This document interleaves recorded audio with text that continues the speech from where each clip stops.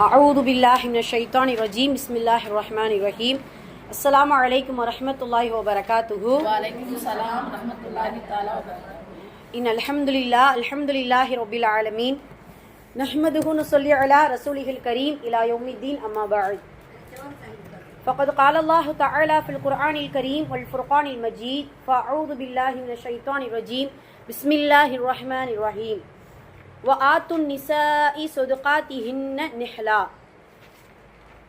فإن طبت لكم عن شيء منه نفسا فكلوه هنيئا مريئا صدق الله العلي العظيم. எல்லா புகழும் இறைவனுக்கே. அல்லாஹுடைய அன்பும் அருளும் எம்பெருமானார் ரசூலை கரீம் ஸல்லல்லாஹு அலைஹி வஸல்லம் அவர்கள் மீதும் நம் அனைவரின் மீதும் என்றென்றும் நின்று நிலவட்டுமாக. ஆமீன். அல்லாஹுடைய கிருபையினால் அவனது அளப்பரிய நாட்டத்தினால் அல்லாஹுடைய இல்லமான இந்த மதரசாவில் நாம் அனைவரையும் ஒன்று சேர்த்தது போல் அல்லாஹு தஆலா முத்தகீன்கள் இறையச்சமுடையவர்களுக்கு தயார் செய்து வைத்துள்ள அந்த சொர்க்கத்தில், குறிப்பாக ஜன்னத்துல் ஃபிர்தௌஸ் என்கின்ற உயர்ந்த சொர்க்கத்திலும், அதிலும் குறிப்பாக நமது நாயகம் ஸல்லல்லாஹு அலைஹி வஸல்லம் அவர்களோடும் அவர்களுடைய தோழர்களோடும் பிரவேசிக்கக்கூடிய நன்மக்களாக வல்ல ரஹ்மான் நம் அனைவரையும், நம் குடும்பத்தார்கள் அனைவரையும், உலக முக்மீன்கள் அனைவரையும் அல்லாஹு தஆலா ஆக்கி அருள் புரிவானாக. ஆமீன்.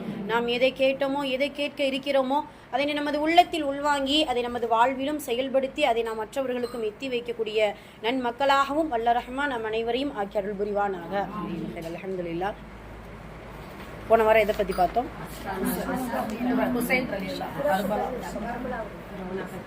ஓகே, அல்ஹம்துலில்லாஹ். அதாவது ஆஷ்ரா நோன்பு, அதாவது ஆஷ்ரா நாளன்று நிகழ்ந்த சில முக்கிய நிகழ்வுகளை குறித்தும் அஹ்லுல் பைத் என்று சொல்லக்கூடிய அண்ணல் நபி ஸல்லல்லாஹு அலைஹி வஸல்லம் அவருடைய குடும்பத்தார்களுடைய சிறப்பையும் மகிமையும் நம்ம பார்த்தோம். அல்ஹம்துலில்லாஹ். இன்னைக்கு ஓதப்பட்ட குர்ஆன் வசனம் ரொம்ப அழகான முறையில் ஓதுனாங்க, மாஷா அல்லாஹ்.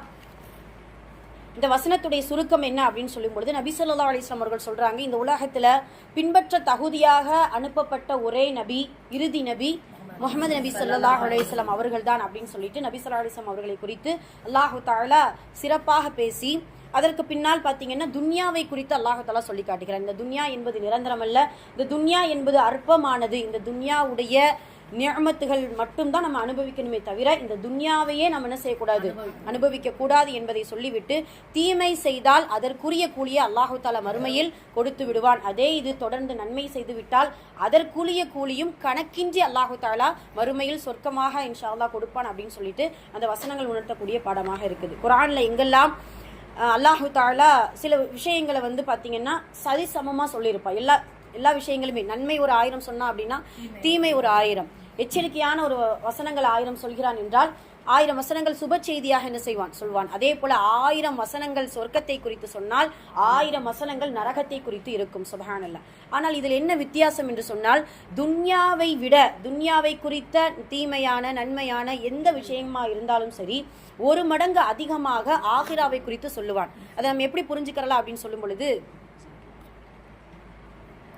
எப்படி புரிஞ்சுக்கிறலாம் அப்படின்னு சொன்னா, அல்லாஹு தஆலா நரகத்தை குறித்து சொல்லும்போது ஹாலிதீன ஃபீஹா, அதிலே நரகவாசிகள் என்றென்றும் இருப்பார்கள் அப்படின்னு சொல்லுவான். ஆனால் 1 மடங்கு அதிகமாக சொர்க்கத்தை குறித்து சொல்லும் பொழுது அஸ்ஹாபுல் ஜன்னதி ஹாலிதீன ஃபீஹா அபதா என்கின்ற வார்த்தையை அல்லாஹு தஆலா சொல்லி காட்டுவான். அதனால இன்ஷா அல்லாஹ் அல்லாஹுடைய பார்வையில் இந்த துன்யா என்பது அற்பமானது என்பதை இந்த மாதிரியான வசனங்களிலிருந்து புரிந்து கொள்ளலாம். ஆகிரா என்கின்ற நிரந்தரமான வாழ்வில் மட்டும்தான் கணக்கின்றி நற்கூலி அல்லாஹு தஆலா சித்தம் செய்து வைத்திருக்கிறேன் என்பதை ஒவ்வொரு முறையும் இந்த வசனத்தை கொண்டு நமக்கு உணர்த்துகிறான்.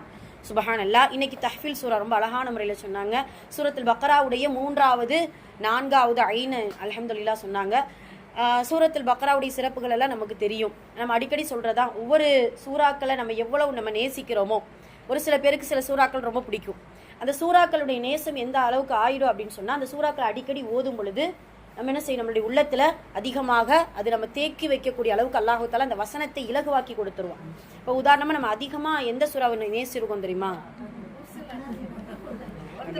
ஒவ்வொருத்தவங்களுக்கு ஒன்று. ஆனா குர்ஆன் ஓத தெரியாதவங்க கூட யாசீன் சூறாவை நேசிச்சிருக்காங்க. குர்ஆன் ஓத தெரியாதவங்க கூட யாசீன், வாக்கியா, தபாரக் இதெல்லாம் இந்த சூறாவை நேசிச்சதுனால என்ன அடிக்கடி ஓதி ஓதி ஓதி படாயிடுச்சு. சுப்ஹானல்லாஹ். மறக்காது எப்பயுமே. அந்த மாதிரி அல்லாஹு தஆலா சில சூறாக்களை நமக்கு நேசிக்க சொல்லியிருக்கிறான்.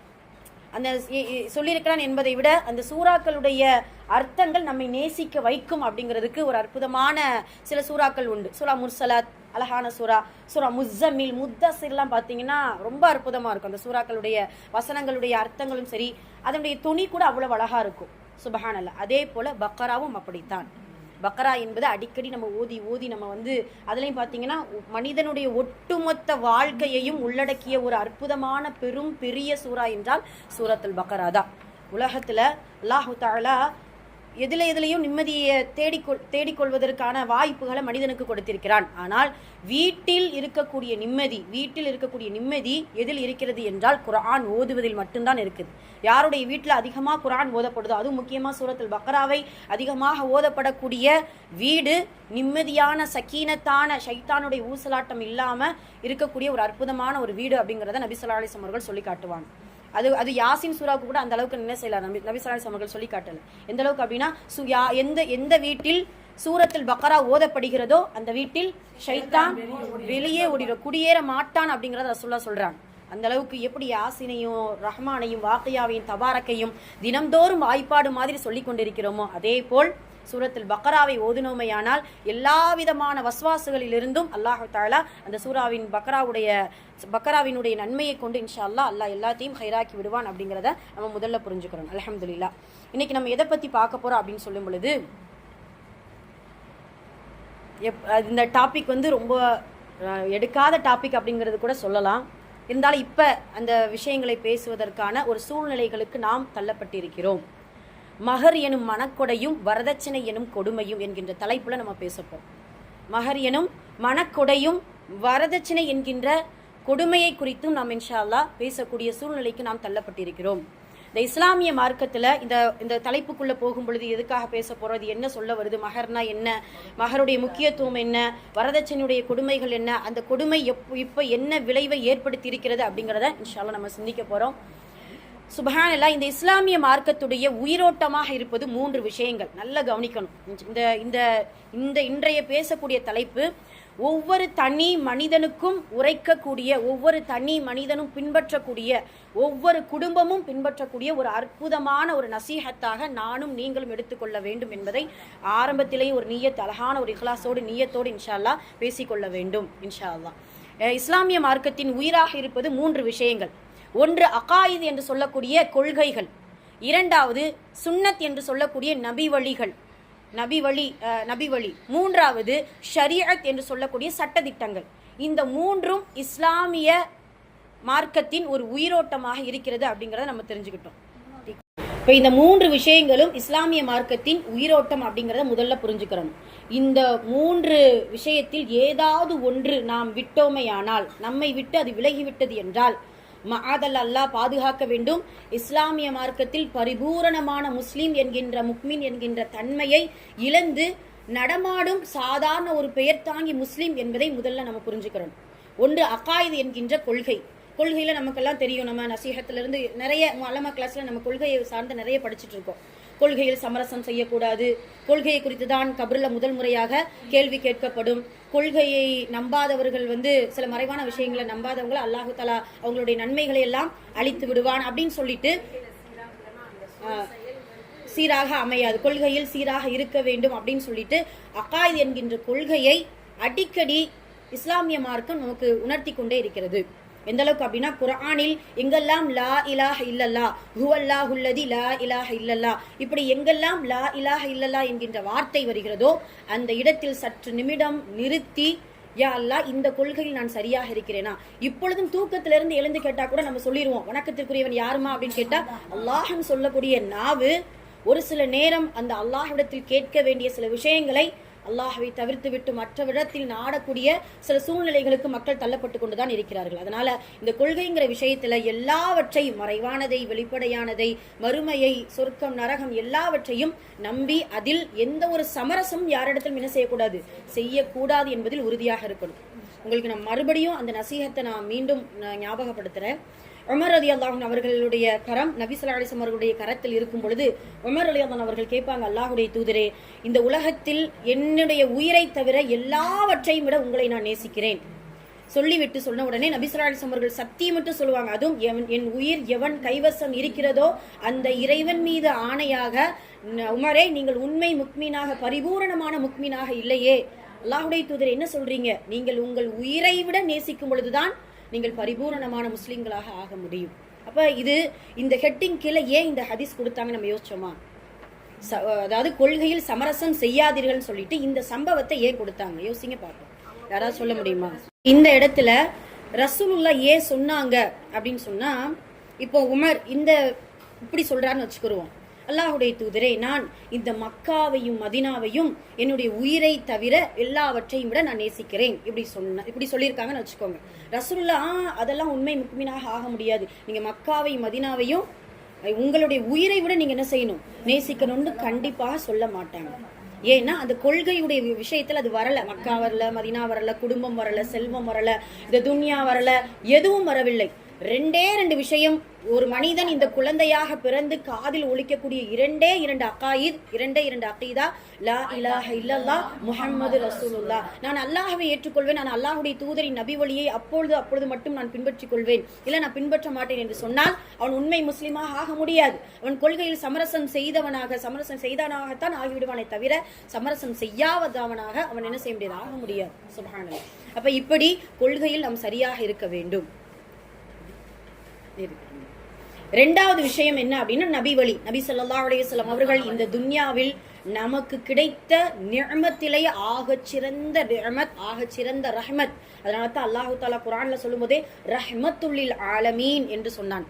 சுப்ஹானல்லாஹ். இந்த அகிலத்தார்களுக்கெல்லாம் அருள் கொடையாக பிறந்தவர்கள் தான் அண்ணல் நபி ஸல்லல்லாஹு அலைஹி வஸல்லம். ஏன், எதற்காக? இந்த உம்மத்தினர்கள் எவ்வளவு பெரிய பாவம் செய்தாலும் செய்து கொண்டு இருப்பார்கள் என்பது நபி ஸல்லல்லாஹு அலைஹி வஸல்லம் அவர்களுக்கு தெரியும். சுப்ஹானல்லாஹ். அப்படி இருக்கும் பொழுது, யா அல்லாஹ், என்னுடைய உம்மத்தினர்களை ஒரே பிடியாக நீ பிடிச்சிராத. ஏன்னா எல்லா பாவங்களும் செய்வான். சில நேரம் ஷரீஅத்தை மீறுவான், சில நேரம் ஹராமா செய்வான், சில நேரம் அகீதாவுல கோட்டை விடுவான். இப்படி எல்லாம் இருக்கும்போது என்னுடைய உம்மத்தினர்கள் இப்படி இருக்கக்கூடிய சூழ்நிலையில நீ அவர்களை மன்னித்து விடியா அல்லாஹ் அப்படின்னு கேட்கக்கூடிய அந்த ஒரு துவாவின் காரணமாகத்தான் இன்று வரைக்கும் நாம் செய்யக்கூடிய பெரும் பாவத்தில் கூட அல்லாஹ் நம்மை திடீரென்று பிடிக்காமல் இருக்கிறான். அப்படிங்கிறது தான் நமக்கான ஒரு பிளஸ் பாயிண்டா இருக்கு. அல்லாஹ் அக்பர். ஆனால் அதை நமக்கு சரியா என்ன சொல்றது, அதை சும்மா இதுவா பயன்படுத்திக்கிறாம நல்ல முறையில நபி வழியை நல்ல முறையில் பின்பற்றக்கூடியவர்களாக இருக்க வேண்டும். ஆனால் இந்த அகீதாவும் நபி வழியும் சேர்ந்ததுதான் ஷரீஅத். அகீதாவும் நபி வழியும் சேர்ந்ததுதான் ஷரீஅத். ஷரீஅத் என்பது சட்ட திட்டங்கள். அல்லாஹு தஆலா இந்த இஸ்லாமிய மார்க்கத்திற்கு கொடுத்த, ஒவ்வொரு முஸ்லீமுக்கும் கொடுத்த, அதாவது ஒரு முஸ்லீம் இந்த உலகத்தில் ஒரு முஸ்லீம் குழந்தையாக பிறக்கிறது என்றால் அந்த குழந்தைக்கும் என்று ஷரீஅத்துடைய சட்டம். இப்படி இந்த ஷரீஅத்துடைய சட்ட திட்டத்தை மீறாமல் நல்ல முறையில் நடந்தால்தான் இந்த உலகத்தில் வெற்றி பெற முடியும் அப்படிங்கிறத நம்ம முதல்ல உணர்ந்துக்கணும். சுப்ஹானல்லாஹ். இது எதுக்காக சொல்ல வந்தோம் அப்படின்னு சொல்லும் பொழுது, சில நேரம் அல்லாஹு தஆலா இப்படி ஒரு வசனம் நமக்கு தெரியும். நபி ஸல்லல்லாஹு அலைஹி வஸல்லம் அவர்கள் ஆதாகுமுர் ரசூலு ஃபஹுது வமா நஹாகும் அன்ஹு ஃபன்தஹு வசனம் வருது இல்லையா? ஆதாகுமுர் ரசூலு ஃபஹுது. அல்லாஹ்வுடைய தூதர், அல்லாஹ்வுடைய தூதரும் உங்களுக்கு என்ன கொண்டு வந்தார்களோ, ஷரீஅத்தாக, கொள்கையாக, சட்டதிட்டங்களாக, ஹலாலாக, ஹராமாக எதெல்லாம் கொண்டு வந்தார்களோ, ஃபஹுது, அதனை நீங்கள் பற்றி பிடித்துக் கொள்ளுங்கள். இந்த ஹுதுங்கிற வார்த்தைக்கு நான் அடிக்கடி நான் சொல்றதுதான். ஒரு பொருளை டக்குன்னு நம்ம என்ன செய்யணும், பிடுங்கிறதுக்கு, இறுக்கமா பிடிக்கிறதுக்கு ஹுதுன்னு சொல்லுவாங்க. ஆதாகுமுர் ரசூலு ஃபஹுது வமா நஹாகும் அன்ஹு ஃபன்தஹு.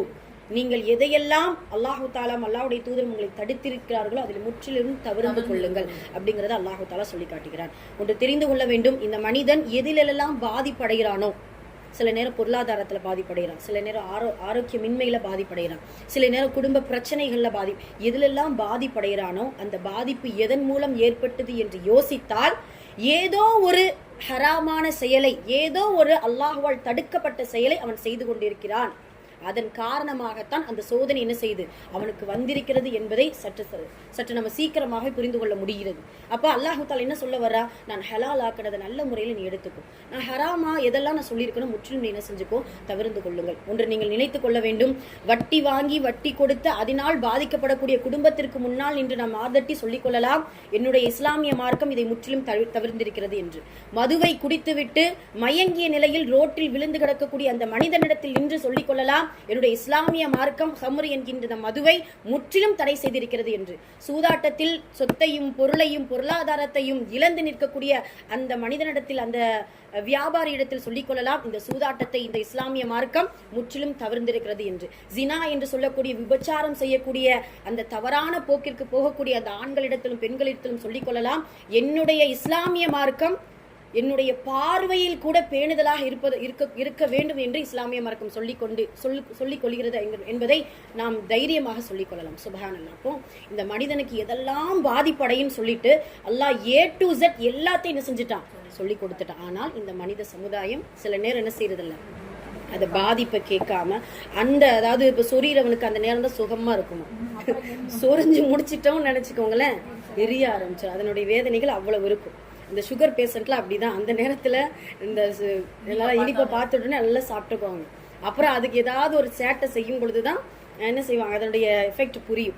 இப்படி மனிதன் அந்த நேரத்துல என்ன கிடைக்குதோ, என்ன சுகம் கிடைக்குதோ, என்ன நியமத்து கிடைக்குதோ டக்குன்னு என்ன செஞ்சுக்கிறான், அதை பிடித்துக்க. அதுல இருக்கக்கூடிய பாதிப்புகள், அதில் பின்னால் வரக்கூடிய பாதிப்புகள், துன்யாவுல மறுமையில என்னென்ன பாதிப்புகள் ஏற்படும் என்பதை யாரும் நாம் சிந்திக்க முடியாத நிலைமையில் இருந்து கொண்டிருக்கிறோம்.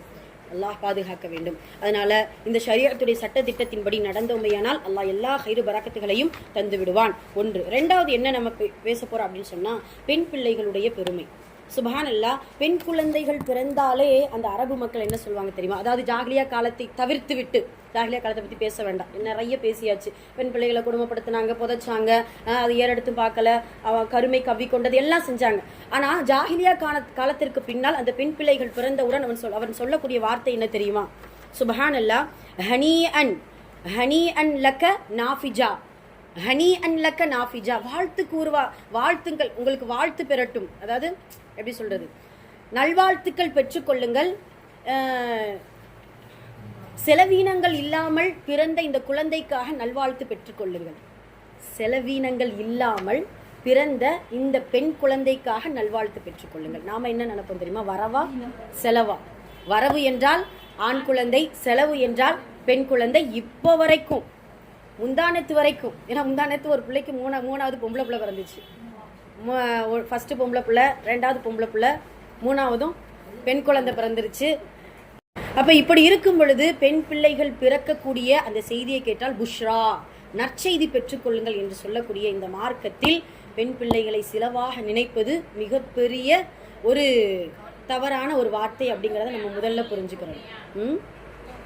இல்ல, அந்த சிரமம் எதனால் வருது அப்படின்னா, சில நேரம் மார்க்க சட்டத்தை மறந்ததுனாலையும் சில நேரம் மார்க்கத்தின்படி நடக்காததுனால தான் வருது. யதார்த்தமான உண்மையை சொல்லட்டா, யதார்த்தமா ஒரு பெண் பிள்ளை பிறந்தா அது வரவே தவிர செலவே கிடையாது. இந்த பிள்ளைக்கு செலவே கிடையாது. பாதுகாப்பா வேணா, ஒழுக்கமா பாதுகாப்போடு ஒரு மனிதன், ஒரு சாலிகான ஒரு பையனுக்கு பிடிச்சு கொடுக்கற வரைக்கும் தான் நம்ம பயமே தவிர பொருளாதாரத்தை பத்தி நம்ம என்ன செய்ய வேண்டாம். நபி ஸல்லல்லாஹு அலைஹி வஸல்லம் அவர்கள் சொல்றாங்க, பெண் பிள்ளைகள் என்பவர்கள் கண்ணாடி போன்றவங்க. கண்ணாடி போல பதுமையா நம்ம என்ன செய்யணும், பாதுகாத்து அது ஒழுக்கமுள்ள பிள்ளையாக பயனுள்ள கல்வி ஞானத்தை கொடுத்து வளர்த்தோமையானால் நமக்கு கிடைக்கக்கூடிய பரிசு என்ன? இப்ப வரவா செலவா? வரவு. அல்லாஹ் அக்பர். இன்னும் வரவுங்கிறத சரியா வாயில இருந்து வரமாட்டேங்க, வரவுதான். சொர்க்கம் என்பது எதை கொடுத்தும் கூட விலைக்கு வாங்க முடியாது. ரசூலுல்லாஹ்வுடைய காலத்துல 3 பிள்ளைகள் பிறந்த அந்த தாய்க்கு இப்படிதான் பதட்டம் ஏற்பட்டுச்சு. அல்லாஹ்வுடைய தூதரே 3 பிள்ளை இருக்குது, கவலைப்படாத, நல்லா வளர்த்துக்கோ, சொர்க்கம் வேணும். அல்லாஹ்வுடைய தூதரே 2 பிள்ளை இருக்கு, கவலைப்படாதீங்க, சொர்க்கம். 1 பிள்ளை இருந்தாலும் சொர்க்கம். அல்லாஹ் அக்பர். அப்ப இப்படியான வரவை இந்த துன்யாவிலும் சரி, சுப்ஹானல்லாஹ், அல்லாஹு தாலா ஒரு பிள்ளை, இந்த ஒரு குழந்தை, பெண் பிள்ளை இந்த உலகத்தில் பிறந்த உடனே அல்லாஹு தாலா அதில் இருக்கக்கூடிய எல்லா பொறுப்புகளையும் அவன் ஏற்றுக்கொள்கிறான்.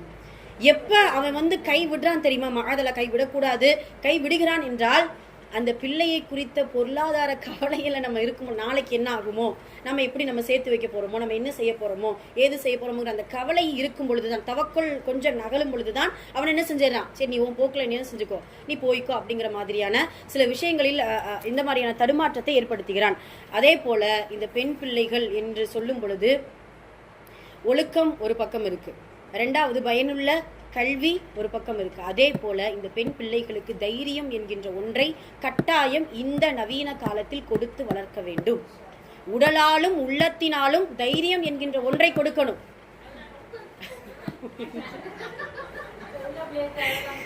நம்ம நம்ம சரௌண்டிங்களுக்குள்ளே பேசிட்டு இருக்கோம், நம்ம குடும்பத்தாள்கிட்டே பேசிட்டு இருக்கோம். ஆனா நிறைய ஆமா என்ன அப்ப இப்ப நடக்கக்கூடிய சூழ்நிலைகள்லாம் பார்த்தோம்னா பாத்தீங்கன்னா சில நேரம் அந்த பெண் பிள்ளைகள் தடுமாறக்கூடிய நிலைகளை தான் நம்ம பார்த்துட்டு இருக்கிறோமா. அதனால பெண் பிள்ளைகளை தைரியமாக வளர்க்கக்கூடியவர்களாக இருக்க வேண்டும். அதே போல இந்த இஸ்லாமிய மார்க்கம் பெண் பிள்ளைகளை போற்றி புகழ்வது போல திருமண பந்தத்தையும், அதே போல இஸ்லாமிய மார்க்கம் திருமண உறவை குறித்து முக்கியத்துவம் படுத்துது. சுபஹான் அல்லாஹ். அல்லாஹ் தஆலா படைக்கும் பொழுதே ஒரு ஆண் ஒரு பெண் என்று அந்த திருமண உறவை நம்ம சொல்லுவாங்க இல்லையா, திருமண உறவு என்பது சொர்க்கத்தில் நிச்சயிக்கப்பட்டது அப்படின்னு சொல்லிட்டு பெரியவர்கள் சொல்லுவாங்க. அதன் அடிப்படையில ஆதம் அலைஹிஸ்ஸலாம் அவர்களையோடும் ஹவ்வா அலைஹிஸ்ஸலாம் அவர்களை கொண்டும் இந்த துன்யா முழுவதும் ஆண் பெண்ணாக ஜோடியாக அல்லாஹ் தஆலா படைத்திருக்கிறான். எப்படியாவது ஒரு ஆணிற்கு அவனுடைய விலால் எலும்பிலிருந்து படைக்கப்பட்ட ஒரு பெண் இந்த உலகத்தில் பிறந்துதான் இருப்பாள் அப்படிங்கிறது எல்லோரும் நம்பக்கூடிய ஒரு அற்புதமான விஷயமாக இருக்குது. அதனால இந்த திருமண உறவை குறித்தும் அல்லாஹ் குர்ஆன்ல நிறைய இடத்துல சொல்லி காட்டினான். அதுலயும் நபி ஸல்லல்லாஹு அலைஹி வஸல்லம் உமர் ரலியல்லாஹு அவர்கள் சொன்னது போல சூரத்து நிசா சூரத்து நூர், உண்மையாகவே நீங்க பெண் பிள்ளைகள் வைத்து கவலைப்படுகிறீர்கள் என்றால் இந்த சூரத்து நிசாவையும் சூரத்து நூரையும் ஓதுங்க. கண்டிப்பா நான் சொல்றேன், அதுல இருக்கக்கூடிய ஒவ்வொரு சட்ட திட்டங்களும் இப்போ ஒரு 4 ஆயத்து பார்த்தோமா, 4 ஆயத்து பார்க்கும்போதே அல்லாஹ் அக்பர், நமக்கு ஒரு பிள்ளைய பொம்பளை பிள்ளை கொடுத்திருக்கலாமே அப்படிங்கிற மாதிரியான ஒரு 4 ஆயத்து தான் பார்த்தேன். அதுல அல்லாஹ் அக்பர் அதுல ஒவ்வொரு சந்தர்ப்பத்திலையும் அந்த பிள்ளைகளை திருமணம் முடிச்சு கொடுக்கக்கூடிய அந்த சூழ்நிலையில் தடுமாறும் பொழுது, கவலைப்படும் பொழுது அல்லாஹ் கூறக்கூடிய ஆறுதலான வார்த்தைகள் குர்ஆன் முழுக்க திருமண உறவை குறித்து நிறைய இருக்குது. இப்போ உதாரணமா ஒரே ஒரு வசனம் பாருங்களேன், இது சம்பந்தப்படாதது இருந்தாலும் இதை பாருங்க. இணை வைக்கும் பெண்களை அவர்கள் முக்மீனாகும் வரை நீங்கள் திருமணம் செய்ய வேண்டாம், திருமணம் செய்து வைக்க வேண்டாம். அதே போல அல்லாஹ் தஆலா இதை சொல்லிட்டு, ஏனென்றால் இணை வைக்கும் பெண்ணை விட முக்மினான அடிமை பெண் சிறந்தவள், முக்மினான அடிமை பெண் சிறந்தவள். அடிமை பெண் சொல்லும் பொழுது உங்களுக்கு ஞாபகம் வரணும், ஏழை பெண், ஒன்றும் இல்லாத பெண். பெண் என்கின்ற சுவாலிஹான முக்மினான பெண், அவ்வளவுதான். அவளுக்கு பேக்ரவுண்ட் கிடையாது, அழகு எதிர்பார்க்காம. அதுல இந்த இணை வைக்கக்கூடிய பெண்கள், அதுல இந்த வசனத்துல அல்லாஹ் இந்த இணை வைக்கக்கூடிய பெண்களின் அழகும் செல்வமும் உங்களை கவர்ந்தால் கூட, அல்லாஹ் இந்த வார்த்தையை சொல்றான், இணை வைக்கக்கூடிய பெண்கள் செல்வமும் அழகும் உங்களை கவர்ந்தால் கூட முக்மினான அடிமை பெண் தான் சிறந்தவள். சுபஹானல்லாஹ், அல்லாஹ் சொல்லக்கூடிய வார்த்தை. இதெல்லாம் சொல்லிட்டு 2 விஷயத்துல சொல்லி முடிச்சுட்டான். அவர்கள் உங்களை நரகத்தின் பக்கம் அழைக்கிறார்கள், நானோ உங்களை மக்ஃபிரத்தின் பக்கம் அழைக்கிறேன். பாவ மன்னிப்பின் பக்கமும் ஃபதுலா சிறப்பான நன்மையின் பக்கமும் உங்களை நான் அழைக்கிறேன் அப்படிங்கிறத அல்லாஹ் தஆலா சொல்லி காட்டுவான். இந்த திருமண உறவு என்று சொல்லும் பொழுது சுவாலிஹான முறையில் ஒவ்வொருவரும் நம்மளுடைய பிள்ளைகள் மீது தனி கவனம் கொடுத்து, ஆண் பிள்ளையா இருந்தாலும் சரி பெண் பிள்ளைகளா இருந்தாலும் சரி ஒழுக்கமுள்ள பிள்ளைகளாக வளர்க்கும் பொழுது அதில் அவர்களுக்கு கிடைக்கக்கூடிய துணைகள் ஒழுக்கமான சுவாலிஹான துணைகளாக கிடைக்கும் என்பதை நாம் முதல்ல புரிந்து கொள்ள வேண்டும். அதே போல பெண் பிள்ளைகளை, அதாவது ஒரு மாப்பிள்ளைக்கு மணப்பெண்ணை தேடக்கூடிய அந்த மக்களுக்கு அல்லாஹ்வுடைய தூதர் சொல்லக்கூடிய 4 ஷர்த், மீண்டும் மீண்டும் மீண்டும் அதை சொல்லி நம்மளுடைய உள்ளத்திலையும் சரி நம்மளுடைய பிள்ளைகளுடைய உள்ளத்திலே அதை பதிய வைக்கணும். ஒரு பெண்ணை பார்த்தால், அதாவது ஆணுக்கு 2 தான், ஆனால் பெண்களுக்கு 4 விஷயம். ஒரு பெண் அவளுடைய அழகிற்காக திருமணம் முடிக்கப்படுகிறாள், அவளுடைய செல்வத்திற்காக திருமணம் முடிக்கப்படுகிறாள், அவளுடைய குல பெருமைக்காக திருமணம் முடிக்கப்படுகிறாள். முக்மீன்களே அறிந்து கொள்ளுங்கள், 4வது விஷயம், இந்த மார்க்க ஞானத்திற்காக திருமணம் முடிக்கப்படுகிறாள். இந்த 4ல எது சிறந்தது என்றால் மார்க்க ஞானம் பெற்ற பெண்ணை நீங்கள் தேர்ந்தெடுத்தால் உங்களுக்குத்தான் வெற்றி அப்படிங்கிறத அல்லாஹ்வுடைய தூதர் நமக்கு சொல்லி காட்டுகிறார்கள். சுபஹானல்லாஹ். சில நேரம் இந்த மாதிரி தேர்ந்தெடுப்புகள் அழகை குறித்தோ செல்வத்தை குறித்தோ, இல்லை இவங்க பாத்தீங்கன்னா ஊருக்குள்ள பெரிய ஒரு தலைவர், பெரிய ஒரு ஆளு அப்படிங்கிற மாதிரியான குல பெருமையை குறித்தோ நம்ம தேர்ந்தெடுக்கும் பொழுது சில நேரம் என்ன ஆகுது, அது தேர்ந்தெடுப்பு சரியில்லாத நேரமாக மாறி போகிறது. மஆதல் அல்லாஹ்வால் பாதுகாக்கப்பட்டவர்களை தவிர எல்லோருக்கும் அல்லாஹ் தஆலா ஒற்றுமையோடு வாழக்கூடிய பாக்கியத்தை கொடுக்கணும். இருந்தாலும் சில நேரம் சில இன்சிடென்ட்கள், சில நிகழ்வுகள் நடக்கும் பொழுது உள்ளம் என்ன செய்யுது, ரொம்ப கவலையாக இருக்குது அப்படிங்கிறத நம்ம பார்க்கிறோம். அப்ப இப்படியெல்லாம் நபி ஸல்லல்லாஹு அலைஹி வஸல்லம் சொல்லி காட்டுறாங்க. அதே இது மாப்பிள்ளையை தேடக்கூடியவர்களாக இருந்தால் 2 விஷயம்தான், தீன் உள்ள குணமுள்ள தீனும் குணமும் ஒழுக்கமும் இருக்கக்கூடிய மாப்பிள்ளையை நீங்கள் என்ன செய்யுங்க, தேர்ந்தெடுங்கன்னு சொல்றான். இதுல நாம என்ன செய்யறோம்னா, ஐயோ வசதி இல்லையே, பொருளாதாரம் இல்லையே, அப்ப எப்படி நம்ம நம்ம பிள்ளைய நம்பி கொடுக்கறது அப்படின்னு சொன்னா, அல்லாஹ் என்ன சொல்றான் தெரியுமா? இந்த வசனத்துல சூரா 100ல் 33வது வசனத்தை எடுத்து படிச்சு பாருங்க. திருமணம் செய்வதற்கு வசதி பெற்றுக் கொள்ளாத நிலையில் நீங்கள் இருந்தால் அல்லாஹ் தன் கருணையை கொண்டு அவர்களை அவன் சீமானாக்குவான்.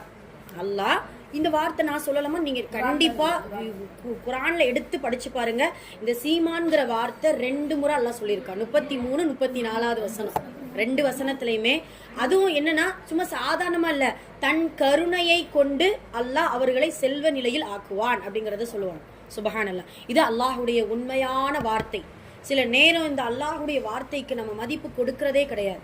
நல்லா பாதுகாக்கணும், எல்லாருமே தான் அதில் அல்லாஹ்வால் பாதுகாக்கப்பட்டவர்களை தவிர.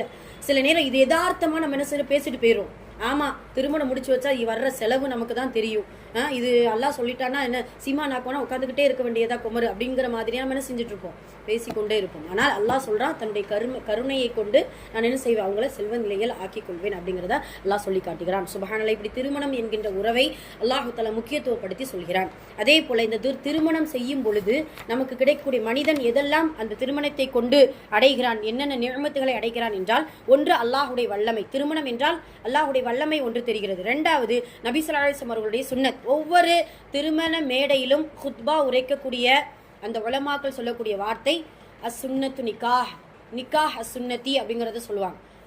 நிக்காஹ் என்பது நபி ஸல்லல்லாஹு அலைஹி வஸல்லம் அவர்களுடைய வழிமுறை அப்படிங்கறத சொல்லுவாங்க. 3வது நிக்காஹ் என்பது ஒரு இபாதத். எந்த மார்க்கமும் இந்த வார்த்தையை சொல்ல கிடையாது. நிக்காஹ் என்பது ஒரு இபாதத். அதனால தான் எந்த நிகழ்வுக்கும் பள்ளிவாசலுக்குள்ள இடம் கிடையாது. நிக்காஹ் மட்டும் பள்ளிவாசலுக்குள்ள வைக்கலாம்.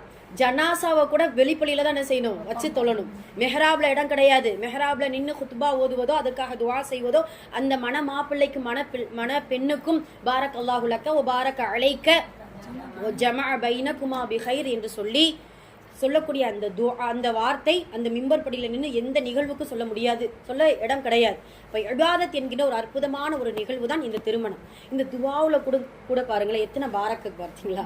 அதுலயும் பரக்கத்து இருக்கு, அதுலயே கயிறு இருக்கு. அல்லாஹ் அக்பர், சுபஹானல்லாஹ். இப்போ இப்படியெல்லாம் இருக்குது. அதே போல இந்த திருமணம் என்கின்ற அந்த விஷயத்தை கொண்டு இந்த மனிதர் சமுதாயம் இஸ்ஸத் என்கின்ற கண்ணியம் அடைகிறது. ஏன்னா இந்த உலகத்துல இஸ்ஸத் என்பது கண்ணியம். இந்த உலகத்தில் ஒரு பெண் தனியாக வாழ முடியாது, ஒரு ஆண் தனியாக வாழ முடியாது. 2 பேருமே என்ன செய்யணும், தனியாக வாழ முடியாது. சேர்ந்து வாழ்வதுதான் இஸ்ஸத், கண்ணியம் என்பதை இஸ்லாமிய மார்க்கம் நமக்கு சொல்லுகிறது. அதே போல 5வது விஷயம், இவை குற்றம் குறையக்கூடிய, அதாவது இப்ப நடக்கக்கூடிய குற்றங்கள் குறைவதற்கு இந்த திருமணம் தான் ஒரு சிறந்த என்ன சொல்றது, சிறந்த வழிகாட்டி அப்படிங்கறத நம்ம பார்க்கிறோம். அதே போல தீமையை தடுக்கக்கூடிய ஒரு சிறந்த வழிகாட்டி திருமணம். அதே போல இந்த மனித சமுதாயத்திற்கு கொடுக்கக்கூடிய இந்த திருமணம் மூலமாக நமக்கு கிடைக்கக்கூடிய ஒரு நிஅமத் என்ன என்றால், மன அமைதி கிடைக்கின்றது. ஒரு ஆணுக்கும் சரி ஒரு பெண்ணுக்கும் சரி. குடும்பம் என்றாலே அல்லாஹு தஆலா சொல்லக்கூடிய வார்த்தை சகீனத் என்கின்ற நிம்மதி குடும்பத்தில் தான் இருக்கிறது அப்படிங்கிறத அல்லாஹு தஆலா குர்ஆன்ல சொல்லி காட்டுகிறான். ஆக இவ்வளவு விஷயங்கள் நமக்கு இந்த திருமண உறவில் முக்கியப்படுத்தி அல்லாஹ் சொல்லும் பொழுது, சில நேரம் இந்த திருமணத்துடைய அத்துமீறல்கள் நிறைய இருக்குதுமா. இந்த திருமணத்துடைய அத்துமீறல்கள் நிறைய இருக்கு. ரசூலுல்லாஹ் சொன்னாங்க இல்லையா, திருமணம் என்பது 4 விஷயத்தில் உட்படுத்தப்பட்டுள்ளது. ஒன்று மஹர், 2வது ஈஜாப், அதாவது அந்த மாப்பிள்ளையிடத்தில் மணப்பெண்ணின் தந்தையார் நான் என்னுடைய மகளை நான் என்ன செய்யறேன், இந்த மாப்பிள்ளைக்கு நான் நிக்காஹ் செய்து கொடுக்கிறேன் என்று சொல்வது ஈஜாப். அந்த மாப்பிள்ளை கபூல், நான் இந்த மணப்பெண்ணை இவ்வளவு மகர் கொடுத்து நான் என்ன செய்யறேன், திருமணம் முடிக்க எனக்கு சம்மதம் என்று சொல்லக்கூடிய கபூலியத் என்கின்ற 3வது விஷயம், நிபந்தனை. 4வது வலிமா விருந்து. இந்த 4 தான் கபூலியத்.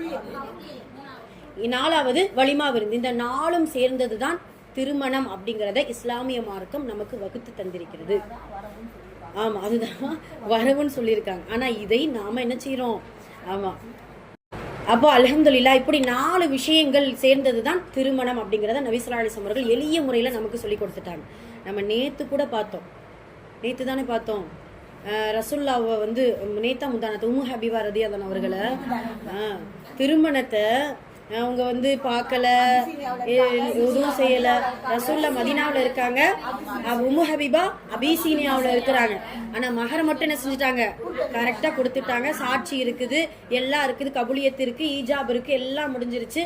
மதீனாவுக்கு அழகா உம்மு ஹபீபா வந்த உடனே வலிமாவே ரசூல்லா என்ன செஞ்சுட்டாங்க, கொடுத்து முடிச்சுட்டாங்க.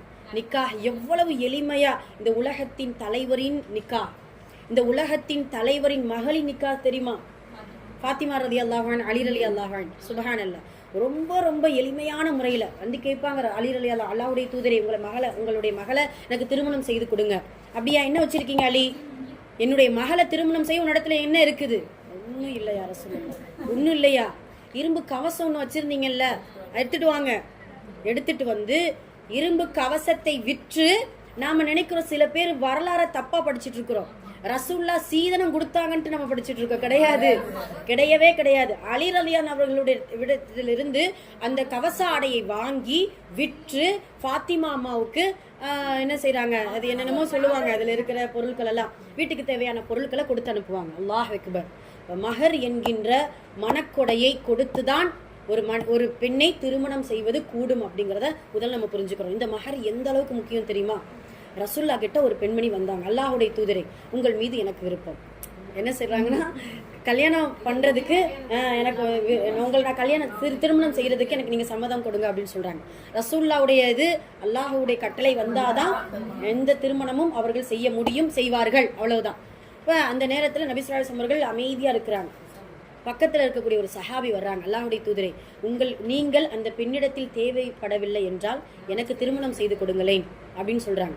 ஒன்று புரிஞ்சுக்கிறணும், இப்போ வரைக்கும் அரபு நாட்டில், இப்போ நாம உள்ளூருக்குள்ள இந்த தமிழ்நாட்டுக்குள்ள நம்ம இருக்கிறோம் இல்லையா, இங்க எப்படி பெண் குமர்கள் இருக்கிறதோ அதே போல அரபு நாட்டில் ஆண் குமர்கள் இருக்கிறாங்க. ஏன் தெரியுமா? ஏன் லட்சக்கணக்கில் மகரை கேட்கறாங்க. ஆனா மகருக்கு சில ஷர்த்து இருக்கு, அதுக்காக ரொம்பலாம் வந்து இது பண்ணி கேட்கக்கூடாது. ஆனா குரான்ல எல்லாம் என்ன சொல்ற தெரியும்? ஆத்தைத்தும் எஹ்தாஹுன்ன கின்துஆரா. கின்துஆரானா மலைன்னு அர்த்தம். மலையளவு நீ மகரை கேட்டாலும் என்ன செய்ய, கொடுத்துதான் ஆகணும். ஆனா இந்த வசனத்துக்கு நிறைய விளக்கங்கள் எழுதுறாங்க, அது இன்ஷா அல்லாஹ் நம்ம பின்னாடி பார்ப்போம். சரியா? அப்ப இப்படி இருக்கும்போது இந்த உள்ளூர்ல நமக்கு குமர்கள் வந்து பெண் குமர்களா இருக்குது, ஆனா அரபுல ஆண்கள் குமர்களாக இருக்கிறாங்க அப்படிங்கறத நம்ம பார்க்கிறோம். அப்ப அந்த மகரை அந்த நபித்தோழர் என்ன செய்யறாங்க, கேட்கிறாங்க, அல்லாஹ்வுடைய தூதரே எனக்கு வந்து இந்த பெண்ணை நிக்கா செய்து கொடுங்களேன் அப்படின்னு கேட்கும் பொழுது நபி ஸல்லல்லாஹு அலைஹி வஸல்லம் சொல்றாங்க, உன்னிடத்துல என்ன இருக்குது அப்படின்னு கேட்கறாங்க. அப்ப கேட்கும் பொழுது நபி ஸல்லல்லாஹு அலைஹி வஸல்லம் சொல்றாங்க, அவங்க சஹாபி சொல்றாங்க, அல்லாஹ்வுடைய தூதரே என்னிடத்துல எதுவுமே கிடையாது. அப்படியா, ஒரு இரும்பை தேடிட்டு வாங்களேன், ஒரு இரும்பு துண்டு, ஒரு இரும்பு மோதிரம், இரும்பு மோதிரத்தை எடுத்துட்டு வாங்களேன் அப்படின்னு சொல்லும் பொழுது தேடி பார்க்கறாங்க, ஒரு இரும்பு மோதிரம் கூட கிடைக்கல. அப்போ அல்லாஹ்வுடைய தூதரே எனக்கு இரும்பு மோதிரம் கூட இல்லை. அப்படியா, உங்களிடத்துல சில குர்ஆன் வசனம் தெரியுமா? குர்ஆன் வசனத்தை உள்ளத்தில் சுமந்த அந்த சஹாபாக்கள் குர்ஆன் வசனத்தை கொடுத்து மஹராக கொடுத்து திருமணம் செய்த நிகழ்வை நம்ம பார்க்கிறோம். இப்ப இது என்ன புரிய வருது அப்படின்னு சொன்னா, உடனடியாக அந்த மகர் தொகையை அந்த நேரத்தில் கொடுத்து விட்டு திருமணம் செய்வதுதான் சிறந்தது. இந்த மகருடைய சட்டத்திட்டத்துல ஒரு விஷயத்தை நம்ம புரிஞ்சுக்கிறோம். இன்ஷா அல்லாஹ் நம்ம இதெல்லாம் படிக்க போறோம் மாலமா கிளாஸ்ல. என்னன்னா, மகருக்கு மட்டும் தவணை உண்டா, ஆனா தவணை தப்பா பயன்படுத்திக்கிற கூடாது. இப்போ ஒரு மகர் தொகையை அந்த பெண் கேட்குறாங்க, அந்த மகர் தொகை இந்த ஆண்கிட்ட கொடுக்க முடியல, கொஞ்சம் தான் பாதி தான் கொடுக்க முடியுதுன்னு சொன்னா, அந்த மகரை திருமணம் பண்ணிக்கிறலாம். திருமணம் பண்ண பின்னாடி வாழ்நாளில் எப்பயாவது என்ன செஞ்சிடணும், சீக்கிரம் மகரை கொடுத்து விட வேண்டும். முன்னொரு காலத்துல என்ன செய்வாங்க தெரியுமா? ஆனா அது ஜாகிலியா, அப்படி செய்யக்கூடாது. அப்படி என்ன செய்வாங்க அப்படின்னா, அப்படி மகர் கொடுக்காமல் அந்த கணவன் மரணித்து விட்டால் அந்த மனைவி போய் அந்த மையத்துக்கு முன்னாடி மகரை நான் உங்களுக்காக நான் மன்னிச்சிட்டேன் அப்படின்ட்டு அந்த மனைவி சொல்ல வைப்பாங்க. ஆனால் அது ஒப்புக்கொள்ளப்படாது. அதை நம்ம முதல்ல புரிஞ்சுக்கிறோம். இப்பயும் உண்டா அதெல்லாம் பாதுகாக்கணும். ஆனால் அது ஒப்புக்கொள்ளப்படாது. ஏன்னா அவர் சொல்லிட்டாரு, வாக்குறுதி கொடுத்துட்டாரு, கண்டிப்பா அதை ஞாபகம் வச்சு என்ன செய்யணும், கொடுக்கணும். ஏன்னா மகருங்கிறத நம்ம மதிக்கிறதே கிடையாது. அதெல்லாம் எல்லாம் பாதுகாக்கணும். அது ஒரு கடமையாக, ஒரு சடங்காகத்தான் செய்கிறோமே தவிர ஷரீஅத்தின் சட்டதிட்டமாக இந்த மகருடைய மகத்துவத்தை தெரியாமல் நம்ம என்ன செஞ்சுட்டு இருக்கிறோம். அந்த காலத்துலலாம் 1001, 501 மொய் எழுதுற மாதிரி என்ன செய்வாங்க, கொடுப்பாங்க. இப்போ கொஞ்சம் ஜென்ரேஷன் கூடுனதுனால பவுனு கணக்குல வருது. அல்லாஹ் அக்பர். ஆமா, கிராம் கணக்குல பவுனு கணக்குல வருது. ஆனால் மகரை விட வரதட்சணை கிலோ கணக்குல போகுது. வரதட்சணை கிராமெல்லாம் கிடையாது, கிலோ. அல்லாஹ் பாதுகாக்கணும். மனதை உருக்கக்கூடிய ஒரு செய்தி இப்பொழுது நடந்து கொண்டிருக்கக்கூடிய அந்த சோக செய்தி நமக்கெல்லாம் தெரியும். மனதை உருக்கக்கூடிய அந்த ரித்தன்யாவுடைய செய்தியை நம்ம எல்லாருமே பார்த்துட்டு தான் இருக்கிறோம். அல்லாஹ் பாதுகாக்கணும். 27 வயது நிறைந்த அந்த ரித்தன்யாவுக்கு கிலோ கணக்கில் என்ன செய்யாங்க தந்தை 300 பவுனு கொடுத்து 500 பவுனுமா 500 பவுனு வரதட்சணையா கொடுக்கணும்னு சொல்றாங்க. அமைதியா இருங்க கேளுங்க. 500 பவுன் வரதட்சணையா கொடுக்கணும்னு சொல்லி முடிவெடுக்கிறாங்க. அதுல 300 பவுன் கொடுத்துட்டாங்க. 70 லட்சம் ரூபாய் சொகுசு காரு கொடுத்துட்டாங்க. பிரம்மாண்டமான மண்டபத்துல மிக பிரமாண்டமாக பெருமையாக என்ன செய்யறாங்க, திருமணம் முடிந்து 72 நாட்கள் தான் அந்த பெண் என்ன செய்யறாங்க, வாழ்றாங்க. அந்த 72 நாளுமே சொல்லலா துன்பங்கள். அல்லாஹ் பாதுகாக்கணும். அந்த பிள்ளைய பார்க்கும்பொழுது அவ்வளவு அழகா இருக்கு, அவ்வளவு அழகா இருக்கு. அப்போ பிரச்சனைகள் வருது. பிரச்சனைகள் உடல் ரீதியாகவும் மன ரீதியாகவும் நிறைய பிரச்சனைகளை கொடுக்கறாங்க. கொடுக்கறவங்க யாரு தெரியுமா? கணவன், மாமியார், மாமனார், 3 பேரும். அந்த மாமியாம என்ன செய்யுதுன்னா வந்து சொறைய கழட்டி பாக்குதா, இது என்னடா தங்கமா அப்படின்னு சொல்லிட்டு கட்டி கட்டியா அந்த அம்மா தங்கம் போட்டு வந்திருக்குது. அது எல்லாத்தையும் வந்து செக் பண்றாங்க. மாமனார் பாத்தீங்கன்னா ஒரே டார்ச்சல். அந்த உன்ன உங்க அப்பா வந்து இன்னும் 200 பவுன் நகை எப்போ கொடுப்பாங்க. இந்த டார்ச்சலை பார்த்து அமைதியாக இருந்து கொண்டிருக்கிறான் அந்த கணவன். அவ்வளோ நல்லா பாதுகாக்கணும். ஆனா அந்த மாப்பிள்ளையுடைய சைட்ல பாத்தீங்கன்னா ஏழ்மை நான் நினைச்சீங்க, உட்காந்து சாப்பிட்ற அளவுக்கு சொத்து. மாசம் 20 லட்சம் ரூபாய் வாடகை கடைக்குள்ள இருக்கக்கூடிய வருமானம் மட்டும் வருதா, 20 லட்சம். 3 தலைமுறைக்குனாலும் என்ன செய்யலாம், உட்கார்ந்து சாப்பிடலாம். அப்படி இருக்கக்கூடிய அந்த பணம் மோகம் பிடித்த அந்த அரக்கர்களுடைய செயலின் காரணமாக மன உளைச்சலுக்கு ஆளாக்கப்பட்ட அந்த ரித்தன்யா என்ன செய்யறாங்க, அவங்க வந்து தற்கொலை செய்து கொள்கிறார்கள். அதல்ல, தற்கொலை செய்யறதுக்கு முன்னாடி அவங்களுடைய தந்தை இடத்துல வாய்ஸ் ரெக்கார்டு அனுப்புறாங்க. என்னன்னா ஃபர்ஸ்ட் ரெக்கார்டு அந்த இதுல யூடியூப்ல கேட்டீங்கன்னா அப்படியே பயமா இருக்கு. அதை எப்படிலாம் எடுத்து இங்க கேளுங்களேன். கரெக்டா அந்த அம்மா பாத்தீங்கன்னா 12 மணிக்கு மதியம் கோயிலுக்கு போகுது, எல்லாம் இது பண்ணுது, அம்மா கிட்ட போன்லாம் பேசுது, எல்லாம் முடிச்சிருது.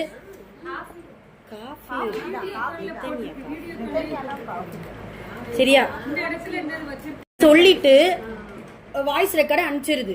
அனுப்பிச்சா 1 மணிக்கு தன்னுடைய அவங்க அப்பாவுக்கு போன் வருது. இப்படி உங்க மக வந்து ரொம்ப சீரியஸா இருக்காங்க, வாயில இருந்து நுர தள்ளிட்டே இருக்குது, என்ன ஆச்சுன்னு தெரியல அப்படின்னு சொல்லும் பொழுது அந்த அவர் என்ன செய்யறாரு, அடிச்சு பிடிச்சு ஓடி வர்றாரு.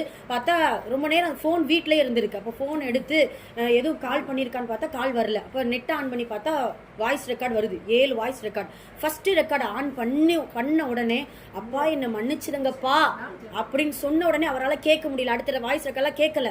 கேட்டது யாரு தெரியுமா? போலீஸ்காரங்க தான் கேட்டிருக்காங்க. அப்போ கேட்ட உடனே அப்ப வந்துச்சுல போனு, அந்த போன்ல இருந்து மறுபடியும் கூப்பிட்டு என்னுடைய பிள்ளைக்கு ஏதோ இப்ப இப்படியெல்லாம் அந்த செய்திகளை நம்ம பார்த்துட்டு இருக்கிறோம். இப்ப இதுக்கு பின்னணியில பாத்தீங்கன்னா நிறைய விஷயங்கள் சொல்றாங்க. அதை நம்ம உள்ள போய் ஆராய்ச்சி பண்றது ஒரு பக்கம் இருக்கட்டும். ரித்தன்யாவுடைய உயிர் போயிடுச்சு. உயிர் போனதுக்கு ஒரே காரணம் வரதட்சணை கொடுமை. இந்த வரதட்சணை கொடுமை என்கின்ற அந்த வார்த்தையை, வரதட்சைங்கிற வார்த்தையை அரபுல கிடையவே கிடையாது. அரபு ஹிஸ்டரியில வரதட்சைங்கிற ஒன்று ஜாஹிலியா காலத்துல கூட கிடையாதுமா. என்ன தெரியுமா? அதாவது இப்போ வரதட்சணை பெண் வீட்டார்கள் வந்து அந்த மாப்பிள்ளை வீட்டுக்கு கொடுத்து வந்து என்ன செய்யற, அந்த மன மாப்பிள்ளைய பொண்ணையும் கொடுத்து பொருளையும் கொடுத்து என்ன செய்யற கட்டிட்டு வர்றது அப்படிங்கறது. இந்த கான்செப்ட் எப்படி இருக்கு தெரியுமா? எல்லாம் பாதுகாக்கணும். அதாவது என் பிள்ளை வந்து ஒரு ப்ராப்பர்ட்டி, ஒரு எது எடுத்துக்காட்டு, ஒரு பொருள், ஒரு விற்கக்கூடிய பொருள். என் வீடு இவ்வளவு ரேட்டு போகும், என்னுடைய கார் இவ்வளவு ரேட்டு போகும், என் பிள்ளை வந்து இவ்வளவு வேலை செய்யறான், வெளிநாட்டுல வேலை செய்யறான், இவ்வளவு ரேட்டு, இவ்வளவு சம்பளம் வாங்குறான். அதே போல என்னுடைய பிள்ளை ஒரு ப்ராப்பர்ட்டி, அதனால நீ என்ன செய்ய, இவ்வளவு நீ என்ன செய்யணும், கொடுக்கணும் அப்படின்னு சொல்லிட்டு சொல்லக்கூடிய கூட்டம் ஒன்று இருந்தாலும் கூட இன்னொரு வார்த்தை சொல்லுவாங்க. செஞ்ச தப்ப, அதாவது தப்புனே தெரியாம சில பேர் செஞ்சுட்டு இருப்போம். என்னன்னா, உங்க பிள்ளைக்கு நீங்க போடுறத போடுங்க, உங்க பிள்ளைக்கு நீங்க போடுறத போடுங்க, என்ன வெறுங்கையாவா அனுப்பிச்சு விட்டுற போறீங்க அப்படின்னு சொல்லக்கூடிய கூட்டம் ஒரு கூட்டம். இன்னொரு கூட்டம் என்ன தெரியுமா?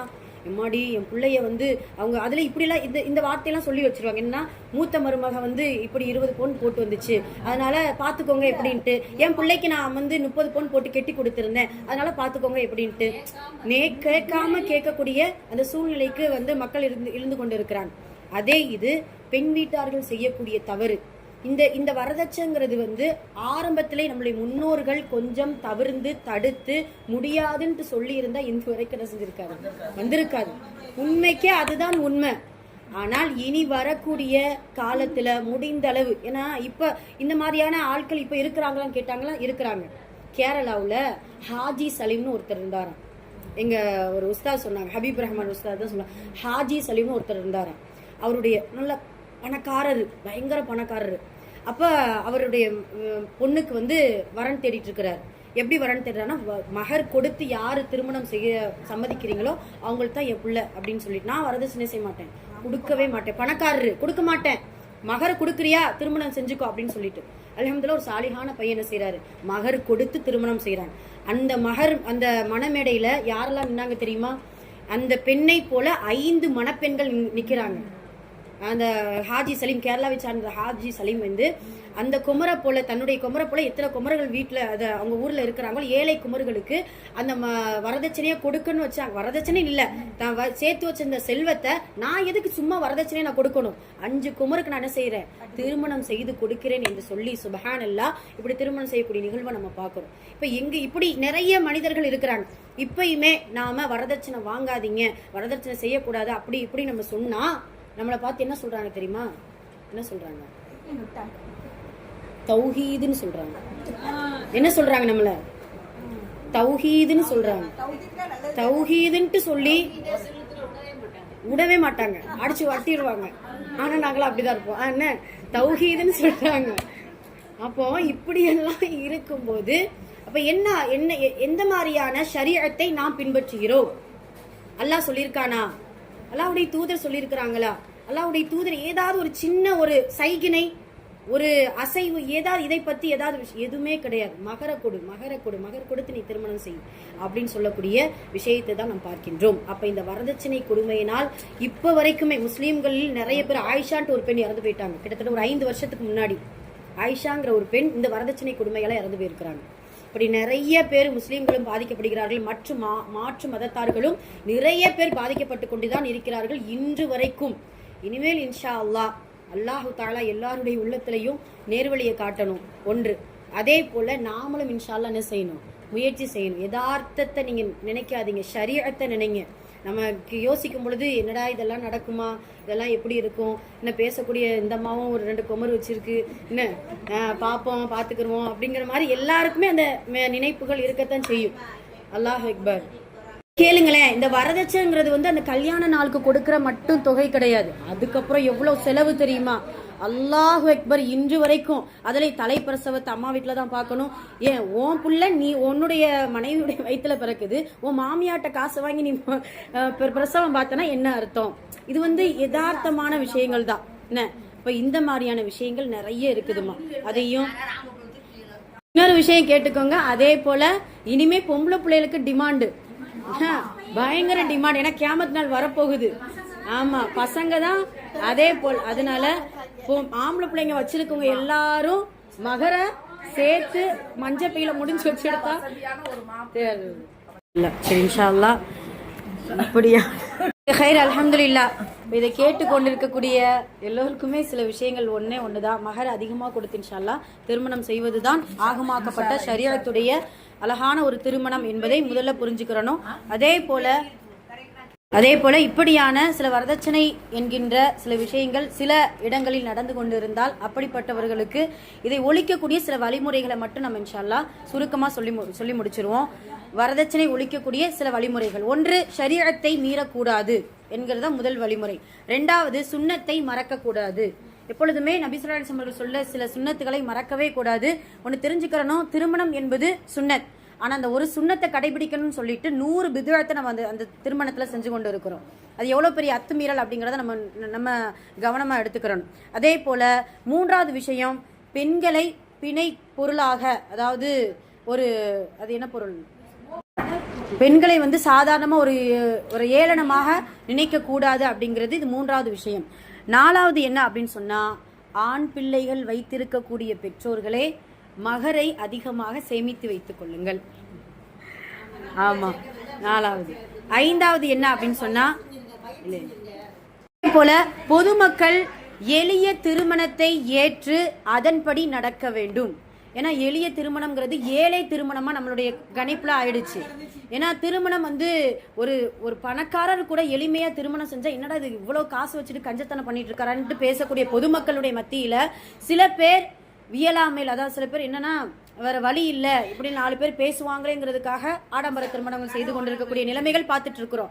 அதே போல இல்லாதவர்கள் கூட சும்மா நம்ம அண்ணன் இப்படி அதாவது அண்ணன் பிள்ளைக்கு இப்படி கல்யாணம் நடந்துருச்சு, நம்ம தம்பி பிள்ளைக்கு இப்படி அவங்க இப்படி சொல்லிடுவாங்களே இப்படி சொல்லி கடனை உடனே வாங்கி ஆடாம்பரமா நம்ம என்ன செய்வோம், திருமணம் செய்து கொள்வோம் என்று பொதுமக்களுடைய சில ஏச்சு பேச்சுக்களுக்காக இப்படியான விஷயங்களிலிருந்து நாம் என்ன செய்யணும், இன்ஷா அல்லாஹ் பாதுகாத்து கொள்ள வேண்டும். எளிமையான திருமணத்தை பொதுமக்கள் ஏற்றுக்கொள்ள வேண்டும், நாமளும் ஏற்றுக்கொள்ளணும் அப்படிங்கிறத நம்ம 5வது விஷயம். 6வது, இந்த வரதட்சணை ஒழிப்பதற்கு 6வது, வரதட்சணை பெண் பிள்ளைகள் வைப்பவர்கள் கொடுக்க முன் வரக்கூடாது அப்படிங்கிறது 6வது விஷயம். 7வது, வரதட்சணையை சூசகமாக கேட்கக்கூடாது. எப்படி கேட்கக்கூடாது, சூசகமா என்ன செய்யக்கூடாது, கேட்கக்கூடாது. இது 7வது விஷயம். 8வது, இந்த வரதட்சணை மிகப்பெரிய பாவம், மிகப்பெரிய கேவலத்திற்குண்டான ஒரு செயல் என்பதை எல்லா இஸ்லாமிய சமுதாயத்தில் சேர்ந்த எல்லோரும் சரி, மாற்று மதத்தார்களும் சரி, இந்த வார்த்தையை நாம் என்ன செய்யணும், இன்ஷா அல்லாஹ் தெரிந்து கொள்ள வேண்டும். பெரும் ஒரு பாவத்திற்குரிய செயல் அப்படிங்கிறது 8வது விஷயம். ஏன்னா இது சாதாரணமா நினைச்சதுனாலதான் இது சாதாரணமா என்ன செய்து நடந்து கொண்டிருக்கக்கூடிய நிலைமையை நம்ம பார்த்துட்டு இருக்கிறோம். 9வது, இடைத்தரகர்களாக இருக்கக்கூடிய சில மனிதர்கள், அதாவது அது புரோக்கரா இருக்கலாம், இல்லை உறவுக்குள்ள இருக்கலாம், அவங்க சும்மா இருந்தாலும் இவங்க சும்மா இருந்தாலும் நடுவில் உள்ளவங்க 30 பவுன் போனேன், அவங்க 60 பவுன் கேட்கறாங்க, 30 போட அப்படிங்கிற மாதிரி இடைத்தரகர்கள் செய்யக்கூடிய சில வேலைகளின் காரணமாக இப்படியான விஷயங்கள் நடந்து கொண்டு இருக்குது. அதனால இந்த மாதிரியான விஷயங்களை வலியுறுத்தவும் கூடாது, அதை குறித்து இடைத்தரகர்களாக இருக்கக்கூடிய எவரும் பேசக்கூடாது என்பது இது 9வது வழிமுறை. 10வது, ஒவ்வொரு தனி மனிதனும் ஒவ்வொரு குடும்பமும் திருந்தினால் மட்டும்தான் இந்த சமுதாயம் திருந்தும் என்பது நிதர்சனமான உண்மை. நம்மளுடைய வீட்டில் நாம முதல்ல திருந்தணும், அதே போலதான் மற்றவர்கள் யாரெல்லாம் ஏன்னா சமுதாயம் என்பது ஒவ்வொரு குடும்பம் சார்ந்ததுதான் சமுதாயம். அந்த ஒவ்வொரு குடும்பத்தினர்களும் இப்படியான விஷயத்தில் நம்ம தவிர்த்து கொண்டு இருக்கும் பொழுது இதிலிருந்து நாம் பாதுகாப்பு பெறலாம். கடைசியாக ஒன்றே ஒன்று, பெண் பிள்ளைகளை தைரியமாக வளங்கள், அதே போல ஆண் பிள்ளைகளை ஒழுக்கமுள்ள பிள்ளைகளாகவும் இறையச்சமுடைய பிள்ளைகளாகவும் வளர்க்கும் பொழுது எல்லாம் வல்ல அல்லாஹ் இணைபிரியா ஜோடிகளாக எல்லா திருமணம் உறவில் ஈடுபட்ட எல்லோருக்கும் அல்லாஹு தஆலா ஒரு நசீபை தருவான் இன்ஷா அல்லாஹ். இனிமே இதே போன்று ரித்தன்யா என்கின்ற இந்த பெண்ணுடைய மரணமே கடைசி மரணமாக இருக்க வேண்டும் என்று அல்லாஹ்விடத்தில் பிரார்த்தனை செய்து இதை போன்று வரதட்சணை கொடுமையால் சீரழியக்கூடிய குடும்பங்களை விட்டும் சீரழிந்து உயிரை இழக்கக்கூடிய சில நிகழ்வுகளை விட்டும் எல்லாம் வல்ல அல்லாஹ் எல்லா மதத்தார்களையும் நம்மளையும் பாதுகாத்து அருள் புரிவானாக. ஆமீன். மகர் கொடுத்து மனமுகர்ந்து திருமணம் செய்யக்கூடிய பாக்கியத்தை வல்ல ரஹ்மான் நம்மளுடைய சந்ததிகளுக்கு நசீபாகுவானாக. ஆமீன். அக்குலு கௌலி ஹாதா அஸ்தக்ஃபிருல்லாஹ் லனா வலக்கும் வ ஆகிரு தஅவானா அல்ஹம்துலில்லாஹி ரப்பில் ஆலமீன். அஸ்ஸலாமு அலைக்கும் வரஹ்மத்துல்லாஹி வபரகாத்துஹு.